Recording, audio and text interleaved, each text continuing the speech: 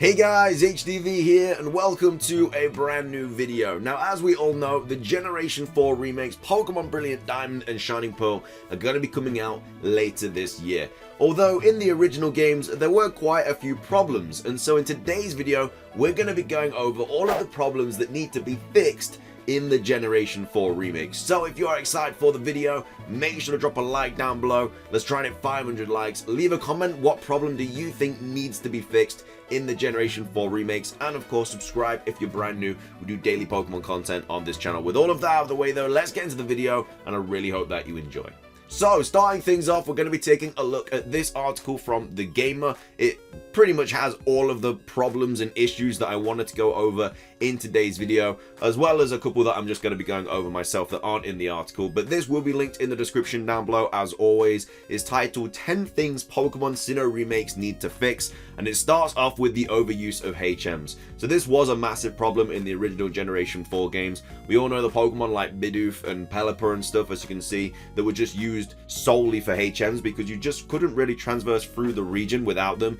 Bidoof obviously had like Cut, Surf, Strength, Rock Smash or whatever, and obviously Pelipper with Fly, Waterfall, whatever, Surf. There's so many different HMs in the game that just needed to be used on Pokemon, because especially like Mount Coronet and stuff. You couldn't get through Mount Coronet with like 4 or 5 different HMs, and it was really annoying because HMs aren't just something that you can easily get rid of. You have to go to the move relearner or deleter or whatever. So when you're literally stuck in Mount Coronet and you're like, ugh, I don't want to teach Strength to my starter Pokemon, but otherwise you got to go all the way back and get a Pokemon that can, and then go all the way back again. It's not really worth it. So obviously we kind of want them, if they're not scrapped, then to at least get pushed back a bit. It does go over here saying like modern Pokemon games no longer use HMs, replacing them with features such as Ride Pokemon, and there's no reason why this shouldn't be the case in the remakes. I really hope that that is the case, that obviously probably not going to get Ride Pokemon, but something kind of to help with the HM problems. But at the same time, nothing really comes to my mind with what could solve the problem. So I personally think HMs are probably going to be in the game,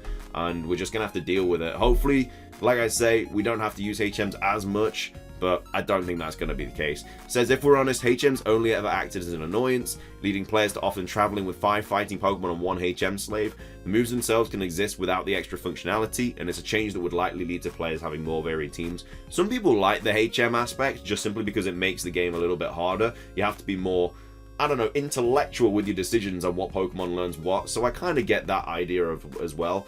But at the same time, it is a massive problem in Generation 4.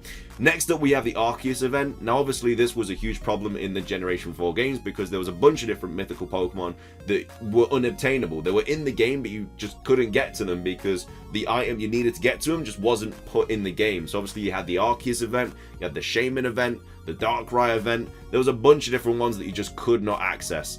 It says it makes sense that any remake of Sinnoh must include the events, finally giving trainers a chance to access the Hall of Origin and catch the creator of the Pokemon universe. Arceus has an incredibly unique ability that allows it to change into any type in the game, so it would be awesome to finally have the chance to catch one without cheats. Now, personally, what I think they're going to do is make it some sort of post-game thing where you can go to obviously see Giratina or whatever, go see Arceus, go see Shaman, go see Darkrai. Arceus is the one that I feel like might not be there just simply because we're getting Pokemon Legends Arceus, and they might be saving the mythical Pokemon for those games. It wouldn't surprise me, but for the rest of them, I feel like they definitely have to have some sort of post-game event or something to be dealing with those events and stuff. At number 8, which is a huge one, is the game speed. My lord, how slow was Diamond and Pearl. I love these games. They're one of my favorite Pokemon games of all time.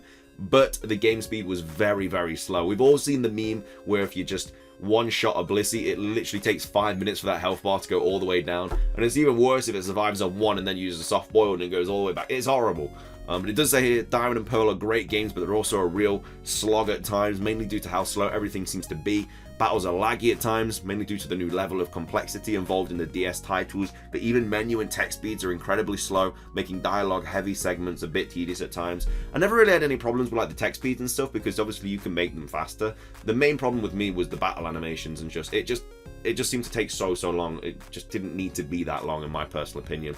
So certain routes were deliberately slow with weather mechanics such as snow or mud.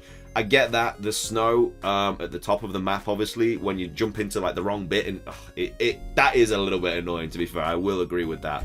But all of these are fairly easy fixes and should definitely be included in the Generation 4 remakes. They are going to be fixed. The game speed is going to be fine. They're not going to incorporate the really low, like slow health bar going down and stuff, and it's just not going to be a thing. But it was obviously an annoying thing in the original games. At 7 out of 10, we have type diversity. Now, I think what they're talking about here is the Pokedex, with the fact that there was only 2 fire types available, one being the starter, and which is obviously Chimchar, and then the other being Ponyta. I mean, at the end of the day, we're probably going to get the Platinum Dex, which fixed all that. I think it introduced like Houndour and stuff from Flareon that you could get earlier on in the game to help with the very lackluster amount of fire types. So I don't think this is going to be a problem at all. Definitely has to be sorted out. It does say Diamond and Pearl offer a grand total of just 2 fire type lines to choose from, one of which is of course the game's fire starter Chimchar. Offering such limited options to one of the most popular Pokemon types was clearly a mistake. It was corrected in Pokemon Platinum with more lines to choose from. Variety is key in Pokemon. Additional fire types being available to catch and train is a must. So yeah, like I said, I highly doubt that we're not going to get like an expanded Pokedex. Probably just going to be the Platinum Dex. I think it just solve all the problems. Like everything we've gone over so far, easily solvable. So hopefully we do get a lot of them fixed. Next up is Honey Trees at number 6. So here it says, Honey Trees were introduced in Generation 4 and are a way to catch rare, unique Pokemon such as Munchlax, Heracross, and Combee. The only issue with this method of catching Pokemon is that it's completely up to chance concerning whether you run into one of the more desirable catches or another Wurmple. The idea of using bait to catch Pokemon isn't bad by any means, but the random nature and low odds that Honey Trees offer for finding rare Pokemon make them frustrating to use. It's also a long process, with players having to wait 12 to 24 hours to see what their honey has attracted, if it attracts any Pokemon at all. So yeah, in my opinion, this is a little bit of a problem. I guess in a way it is literally like shiny hunting, because obviously you're putting all of the time and effort into it to try and get something out of it. It's very, very similar to shiny hunting. I think the only problem with Honey Trees is that it takes 12 to 24 hours for it to, you know, develop into whether you're going to get a Pokemon or it's just going to be nothing. So yeah, maybe the time does need to change a little bit. Hopefully they do sort that out. If Honey Trees are in the game, we don't even know if they're going to be in the game. It makes sense for them to be, because obviously both for Roma Town you got all the honey stuff. So yeah, hopefully they do sort that out. But that is a little bit of an issue, which I think will hopefully get fixed. At number 5 we have gyms. So I'm not sure what they're going over here. It says, one of the best changes made in Platinum version of Generation 4 was the modifications made to the gyms. A few gyms had updated interiors with better and more interesting puzzles and layouts, as well as making some of the trainer battles players have to face before the gym leader harder too. Most of the gym leaders have updated teams too, with changes being made to better reflect the specific type the gym is themed around, as well as some level adjustments. It's a change that made a lot of sense and will hopefully be used in the remakes. Okay, so this is basically just talking about how, like, Platinum basically helped the gyms and stuff. I don't think the gyms were that bad in the original Diamond and Pearl games, but again, I did enjoy the gyms more in Platinum. But you usually do in third installments. Like, I definitely enjoyed the gyms more in Emerald as opposed to Ruby and Sapphire. They were just harder. They had more Pokemon, higher levels, and that was kind of the same in Platinum as well. Of course, a couple of the gym leaders were switched around and stuff, but at the same time, I think if they just use the Platinum like route, then it should be fine. But again, how much is Platinum going to get incorporated into these games? We don't really know. But I that's like one of the lower issues, not like one of the ones that has like a massive needs to get sorted for the games. Next up we have PC boxes. This is just talking about portable PC boxes, which I don't think is going to be in the remakes.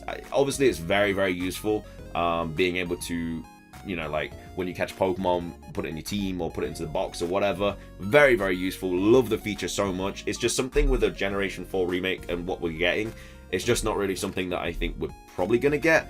It says, a return to the older system, even in a remake, makes little sense, so hopefully Game Freak will carry this brilliant quality of life addition over into Sinnoh. Again, I would love it. I feel like they should do portable PCs in every game. It's just a quality of life improvement. It makes the game easier, easier access to all your different Pokemon and stuff. Like, Let's Go was the best for that, in my opinion. You could literally just click on Pokemon Box and then all of your Pokemon were there, and you could literally switch out whenever you wanted. You didn't have to go to the PC.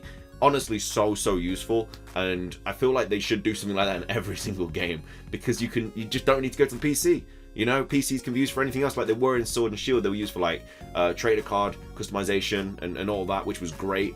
But yeah, Let's Go, in my opinion, they did it perfectly with like switching Pokemon literally whenever you wanted. You could be anywhere and you could switch Pokemon. Next up, we have Giratina. So the improvements made to Giratina in Pokemon Platinum are recognized as one of the best parts of the game, adding the Distortion World as well. I feel like this is just, again, just talking about the events and stuff. The Distortion World, I feel like, has to be in Pokemon Brilliant Diamond and Shining Pearl, whether it's post-game or whatever. It's just something that Giratina needs some sort of storyline like Rayquaza got in Emerald. Whether it gets a new form or whatever, we don't know. I mean, we don't even know if Dialga and Palkia are going to get new forms. We really don't know. We don't even know if we'll get Mega Evolutions, Primal forms, anything like that. Of course, it's all very much welcomed, but whether we get them or not, I don't really know. But yeah, I really hope that it's not just like a small cave and Giratina's just floating there. Hopefully we do get to the Distortion World. There's a bit of a post-game there, maybe including Cyrus, Cynthia, and yeah, we actually have to do something, and then you can battle Giratina and hopefully catch it that way. Next up, it says the Underground. So the Underground is set to return in the Generation 4 remakes, and hopefully will include full online functionality so players all over the world can mine and build bases together. So yeah, there was no problems in the Underground for me. I love the Underground. I think they did it perfectly. Secret bases, you could set traps, you could do mining, everything like that. It says here, it hasn't returned in any game since, but the Underground remains one of the most unique features in Generation 4, and adding online multiplayer would sweeten an already great feature. So yeah, this isn't really a problem. It's just how it could be better, and I wholeheartedly agree. I feel like if it does have online and you can like play with like up to 20 people in like lobbies or something like that, you can just join random Underground lobbies, would be so good. You can run around and see other people running around and stuff if you play online, because it makes sense, because like of all the different traps and stuff you can set, you can proper set traps for like random people online, because before it was literally just me and my brother and that was it. So whenever we went into the Underground, the only trap set would be from him, whereas you could be running anywhere and there could just be traps all over the place for online. So really hope that is a feature in the remakes. Again, not really an issue, but it's just how they can make the Underground even better. And then Team Galactic is the #1 spot on this list. It says Team Galactic had the potential to be an awesome evil team in Diamond and Pearl, but they're just not quite able to reach the heights of Team Rocket. Luckily, they're much better in Platinum, possessing a greater role in the game's main story and being somewhat responsible for an opening of the Distortion World. It's another case of hoping that the Generation 4 remakes will take elements from Platinum, as in the base game they leave a much smaller impression on players. It would be a shame if one of the most interesting evil teams weren't given the chance to shine in these remakes. Yeah, I mean, I kind of agree with that. Like I said, I think there's a lot of features that happened in Platinum that just need to be in the remakes, which I think they will. I think they know what did and didn't work in Diamond and Pearl, because that's why they corrected that in Platinum. So I don't know why they would revert back to the things that didn't work in Diamond and Pearl. Surely they would just take the things that worked in Platinum and put them in the remake. So with things like this, I think we're safe to assume that it's gonna be okay. But yeah, this list, like I say, was a really good list. It had a lot of the problems that I wanted to go over, and then obviously give my personal opinion on them and stuff as well, and how they could improve, and if they even need to. But yeah, I don't know. I thought it was a pretty fun video to go over. Hopefully we get some Brilliant Diamond and Shining Pearl news soon. Like I say, E3 is next month.